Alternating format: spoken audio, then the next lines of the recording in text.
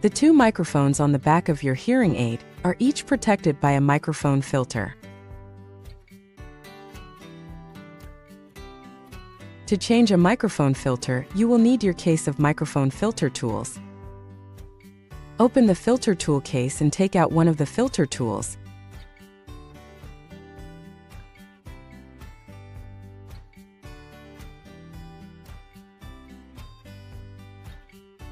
Insert the removal tip into the used filter. Pull the filter tool straight out.